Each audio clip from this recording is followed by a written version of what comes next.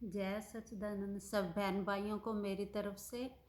आप सब लोग कैसे हो? मैं भी मज़े में हूँ, खुश हूँ और भगवान से प्रार्थना करती हूँ आप भी सब खुश रहें।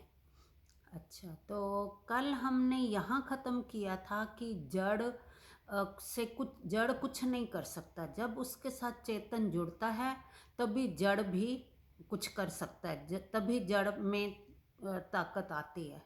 ताकत का मतलब भाई उसमें काम करने का। उसको जैसे बताया था कि सूखा पेड़ कभी नहीं फल सकता अगर वो उसमें अभी वो ज़मीन के साथ जुड़ा हुआ है, चेतन के साथ जुड़ा हुआ है, तो वो कैसे बढ़ता भी जाता है, फल फूल सब कुछ देता है। इंसान का शरीर भी जब तक चेतन अंदर है तो वो फलता फूलता बढ़ता, सब कुछ देखता, खेलता, सुनता, काम करता, सब कुछ कर सकता है।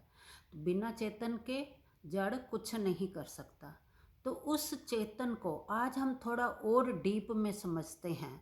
जैसे बाल, हम अपने शरीर में, ये शरीर चेतन दिख रहा है क्योंकि इसमें अभी चेतन है, तो ये चेतन है, सब कुछ कर रहा है। तो इसी चेतन को अगर हम बाल देखें तो बाल खाली कुछ भी नहीं है, चेतन है तो बाल भी लंबे हो रहे हैं, बढ़ रहे हैं। पर ये चेतन के साथ जुड़ के हैं, ये जड़ पर चेतन के साथ जुड़ के ये चेतन दिख रहे हैं क्योंकि ये लंबे हो रहे हैं, बढ़ रहे हैं, तो सब कुछ हो रहा है। जैसे अगर हम बाल या नाखून हैं तो इसी चेतन के साथ ही जुड़े हुए हैं।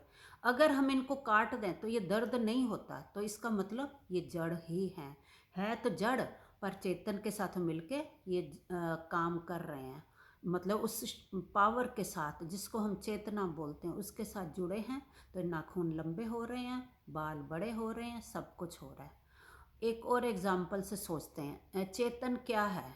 चेतन समझ लो जैसे पावर हाउस से पावर आ रही है, इलेक्ट्रिसिटी की पावर आ रही है, तो घर में उससे एसी भी चल रहा है, कनेक्शन जुड़ा हुआ है पावर के साथ, चेतन के साथ, तो उससे एसी भी चल रहा है, फ्रिज भी चल रहा है, लाइटें भी चल रही हैं, पंखा भी चल रहा है। जो भी काम हम कर सकते हैं इलेक्ट्रिसिटी से वो सारे काम हो रहे हैं क्योंकि उनका कनेक्शन चेतन से जुड़ा हुआ है। इसलिए इसीलिए वो सब काम कर रहे हैं। है तो ये जड़ चीज़ें, पर वो जब पावर साथ मिलती है, चेतन की पावर जब साथ मिलती है तो ये भी जिंदा हो जाते हैं, मतलब चेतन बन जाते हैं। जड़ और चेतन मिलके काम करते हैं दोनों।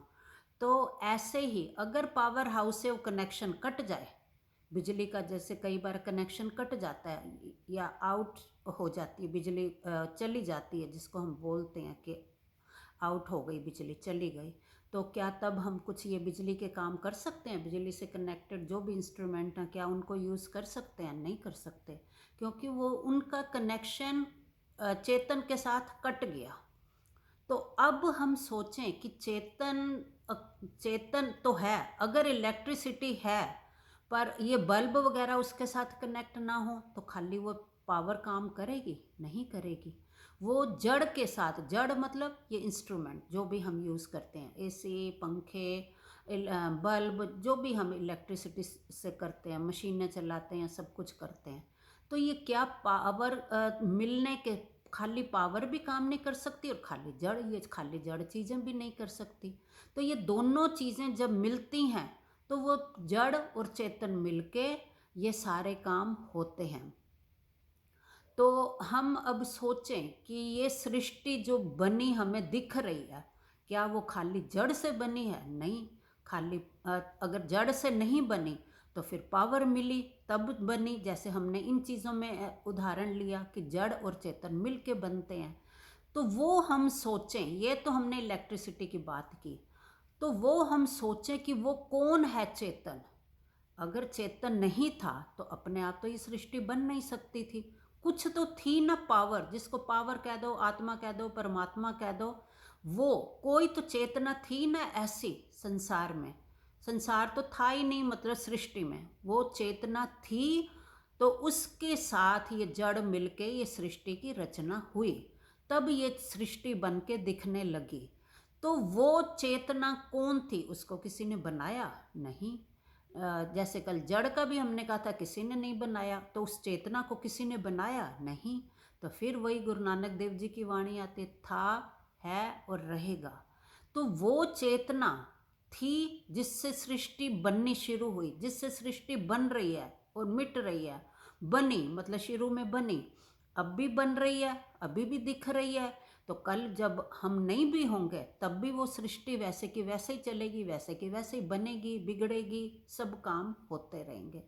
तो ये यहाँ आ गया, जड़ और चेतन से मिलके इस सृष्टि की रचना हुई। तो वो चेतन कुछ था पहले, जिसको था, है और रहेगा कहा गया, तो वो कुछ था ऐसा, उसको हम फिर डिटेल में आगे जानेंगे। तो सच्चिदानंद का अर्थ है तो आनंद। जब जड़ और चेतन मिले दोनों, तो उससे आनंद की उत्पत्ति हुई, आनंद महसूस हुआ। कैसे? जैसे बिजली का कनेक्शन आया हमारे घर में, तो हमने सारी चीज़ें यूज़ की, तो वो सब हमने सुख भोगे। सुख, उसको आनंद भी नहीं, सुख भोगेंगे, सुख भोगना कहेंगे। तो ये सुख मिला। सुख मतलब भाई हमें जो हमारे मन की इच्छा पूरी हुई, ये थोड़ी देर का है। आनंद जो है, जब हम उस असली चेतना के साथ, ये तो पावर हाउस के साथ जुड़ने से ये सुख मिले। अगर हम उस चेतना जो थी, है और रहेगी, उस चेतना के साथ जुड़ें, उस चेतना को पहचान लें, जुड़े नहीं मतलब पहचान लें, तो तब हमें आनंद की प्राप्ति होगी। आनंद मिटने वाला नहीं है, सुख थोड़ी देर का है। इन चीज़ों से थोड़ी देर के लिए महसूस हुआ, बिजली आई, सारे काम किए तो हम खुश हो गए, तो वो थोड़ी देर का सुख मिला। तो अगर इस सुख का उल्टा भी है, अगर वो बिजली चली गई तो हम दुखी भी हो गए, क्योंकि हमारे सारे काम रुक गए जो हम कर रहे थे। तो ये सुख के साथ दुख भी है। तो पर जो आनंद स्वरूप है, जो परमात्मा का रूप है आनंद, आनंद का ऑपोजिट कुछ भी नहीं है। आनंद मतलब अपने अंदर का आनंद, अपना सुख, जो अपने होने का सुख है, उसको आनंद स्वरूप माना गया है। तो आगे हम आनंद को डिटेल में कल आगे एक्सप्लेन करेंगे। उम्मीद है आप सबको मेरी बात समझ आ रही होगी। अगर नहीं भी किसी को समझ आ रही तो प्लीज़ कमेंट करके आप पूछ सकते हैं या अपने विचार रख सकते हैं, ताकि मुझे पता चले कि आपको कहाँ डाउट हो रहा है, क्या समझ नहीं आ रहा, तो मैं उसको थोड़ा और खोल के एक्सप्लेन कर सकूं। तो प्लीज़ लाइक, शेयर और सब्सक्राइब तो करेंगे ही करेंगे, वो कर ही रहे होंगे, बहुत लोग कर रहे हैं। तो अगर आप अपना कमेंट भी देंगे तो मुझे और ज़्यादा अच्छा लगेगा, मुझे पता चलेगा कि कहाँ आपको मेरी बात समझ नहीं आ रही है या कहाँ आप मेरे विचार से सहमत नहीं हैं। तो ठीक है, आज की वीडियो ख़त्म करते हैं। सबको मेरी तरफ से जय सच्चिदानंद। कल फिर मिलेंगे। Okay, bye.